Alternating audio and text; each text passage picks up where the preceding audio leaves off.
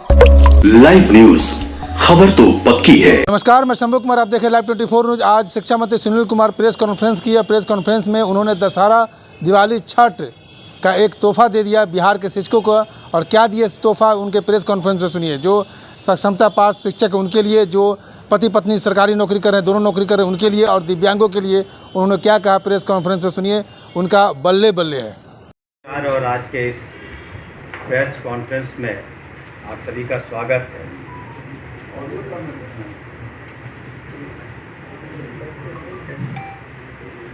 आवाज़ आ रही है?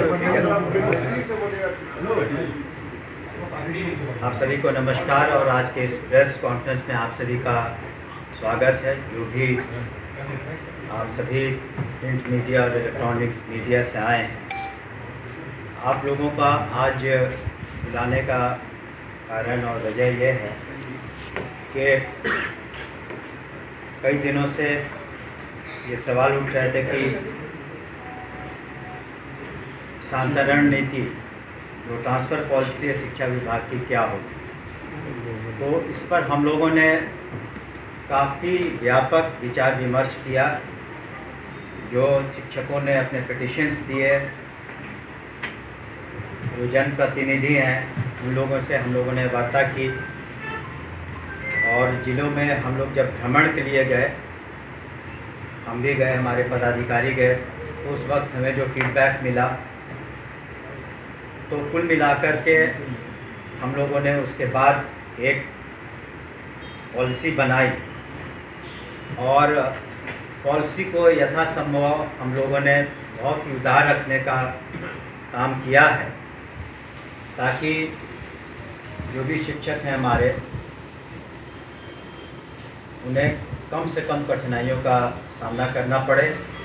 और जो भी पॉलिसी बनती है उससे सरकार का मत है, हमारे माननीय मुख्यमंत्री नीतीश कुमार जी का मत है कि इस पॉलिसी में अधिक से अधिक लोग संतुष्ट रहें। और हम समझते हैं कि जो हमारी पॉलिसी बनी है उसमें अधिकांश शिक्षक संतुष्ट रहेंगे, क्योंकि इसमें व्यापक विचार विमर्श हुए हैं। और साथ ही साथ हम लोगों ने शिक्षकों की जो कठिनाइयां हैं उनको भी मद्देनज़र रखते हुए ये नीति बनाई है। और इस नीति में हम लोगों ने ध्यान दिया है कि न सिर्फ जो सक्षमता जिन लोगों ने पास किया 1,87,000 से ज़्यादा, या बीपीएससी के थ्रू जो लोगों ने परीक्षाएं पास की हैं और जो ज्वाइनिंग किया है 2.25 लाख से ज़्यादा, या कुछ और लोग हैं जो पुराने शिक्षक हैं 1995 के कमीशन पर, तो सभी लोग अपना इसमें पिटिशन्स दे सकते हैं। एक समय सीमा हम लोग निर्धारित करेंगे और एजुकेशन डिपार्टमेंट के पोर्टल पर उसको अपलोड करेंगे। और हम लोग उसमें उन लोगों को 10 ऑप्शन देंगे, शिक्षकों को 10 ऑप्शन देंगे, काफ़ी ऑप्शन देंगे। 1 2 3 4 5 6 7 8 9 10 ऑप्शंस रहेंगे उनके पास। और यथासंभव हम लोगों ने कोशिश किया है कि जो शिक्षक हैं अपने ही ज़िले में रहें। पहली बात तो ये है कि अपने ही ज़िले में रहें ताकि उनको सुविधा हो अपने ही ज़िले में। और बीपीएससी के भी जो पास कर चुके हैं या सक्षमता, वो भी इसके हकदार रहेंगे, या पुराने जो शिक्षक हैं। तो जो हम लोगों ने नीति बनाई है उसकी प्रतिलिपि भी आपको हम देंगे, इसमें व्यापक सब कुछ लिखा हुआ है।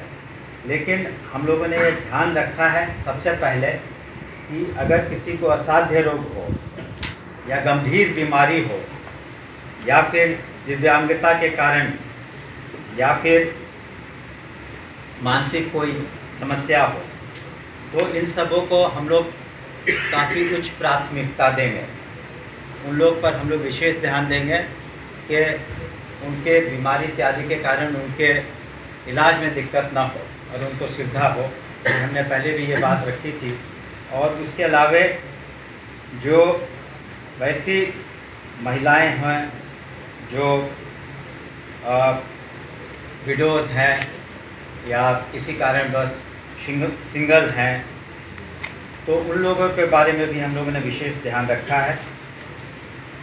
और महिलाओं का जहाँ तक प्रश्न है, गृह पंचायत से हट के पुरुषों को अनुमंडल से उसी ज़िले में बाहर रख करके हम लोगों ने ये नीति बनाई है। और जो एक बार जब पोर्टल पर ये लोग अपना एप्लीकेशन अपलोड कर देंगे तो उसको हम लोग निर्णय लेंगे उस पर। लेकिन इनकी ज्वाइनिंग हम लोग दिसंबर माह में कराएंगे, ताकि छुट्टियों के वक्त, ताकि अभी जो पढ़ाई सुचारू रूप से चल रही है किसी तरह से डिस्टर्ब नहीं हो, उसमें किसी तरह का व्यवधान उत्पन्न नहीं हो।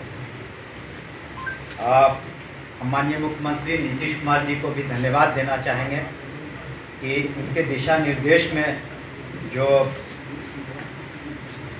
नई नीति हम लोगों ने ट्रांसफ़र की है, उसमें हमने शुरू में ही कहा कि अगर किसी तरह की बात हो जाती है, कुछ विसंगतियाँ, सारे मेहनत और सभी फैक्टर्स को हम लोगों ने लिया है, कोशिश की है, तो अगर कहीं न खुदा न खास्ते अगर कुछ कमी कहीं रह गई, तो इसी कारण इसका निराकरण करने के लिए हम लोगों ने पहले जिला स्तर पर डिस्ट्रिक्ट मजिस्ट्रेट के लीडरशिप में एक कमेटी बनाई है कि वहाँ जिला स्तर पर इसका निराकरण हो सके, या फिर डिविजनल कमिश्नर के लेवल पर भी हम लोगों ने कमेटी बनाई है। और विभाग का तो अधिकार रहेगा ही हस्तक्षेप करने का। तो अगर किसी को किसी तरह की परेशानी है या इस ट्रांसफ़र नीति के अधीन भी कुछ विसंगतियाँ रह गई हों, तो उसको हम लोग इन कमिटीज़ में एड्रेस करेंगे।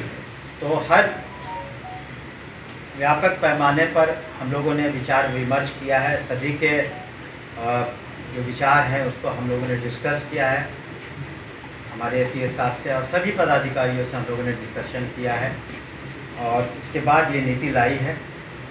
लेकिन एक बार जब उनकी नियुक्तियाँ, जो प्रोसेस चल रहा है, खास करके जो नियोजित शिक्षक हैं, उनके काउंसलिंग के बाद उन्हें नियुक्ति पत्र भी दे दी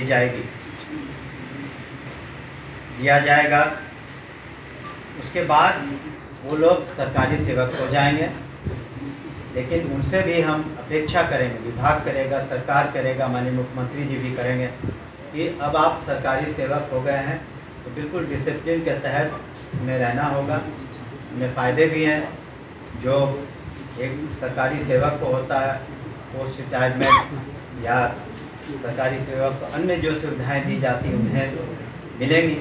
लेकिन उन्हें भी ये ध्यान रखना होगा कि बिल्कुल डिसिप्लिन तरीके से वो पठन पाठन कराएं और कोशिश करें कि बिहार में शिक्षा का स्तर और बेहतर हो, क्वालिटी एजुकेशन हो, और उसमें उनका योगदान बहुत महत्वपूर्ण है। इन बातों को हम लोगों ने ध्यान में रखते हुए ये किया कि जबकि माननीय मुख्यमंत्री जी ने, आपने देखा होगा और जानते भी होंगे शायद, कि जो कुल बजट है, एनुअल बजट 2,72,000 करोड़ से ज़्यादा, उसका 20% से ज़्यादा यानी 52 करोड़ से ज़्यादा मेन बजट में शिक्षा के लिए रखा गया, और बाद में 10,000 करोड़ सप्लीमेंट्री भी लिए गए हैं। तो ताकि हम लोग हर स्तर पर, चाहे पढ़ाई लिखाई हो, मिड डे मील हो, चाहे वो पोशाक हो, साइकिल योजना हो माननीय मुख्यमंत्री जी की, कहीं किसी तरह की कमी नहीं आए। और जो प्रोत्साहन राशियाँ दी जा रही हैं, स्टूडेंट्स को क्रेडिट कार्ड दिए जा रहे हैं, कहीं कोई कमी नहीं हो। और उसी कड़ी में हम लोगों ने ये जो ट्रांसफ़र पॉलिसी बनाया है, एक उदार पॉलिसी बनाया है, ताकि अधिकांश शिक्षकों का हित हम लोग उसका ख्याल रख सकें। और दिसंबर माह तक उनकी पोस्टिंग भी हो जाएगी। आप जानते हैं थोड़ा वक्त लगेगा क्योंकि संख्या बहुत ज़्यादा है, और सबको अपनी अपनी समस्याएं हैं, तो हम लोग पर्याप्त समय देंगे सभी को अपने पिटिशन्स लिख करके अपलोड करने का, और उसको सॉफ्टवेयर के थ्रू हम लोग उसको सब कुछ करेंगे ताकि किसी तरह की शिकायत ना हो। लाइव न्यूज, खबर तो पक्की है।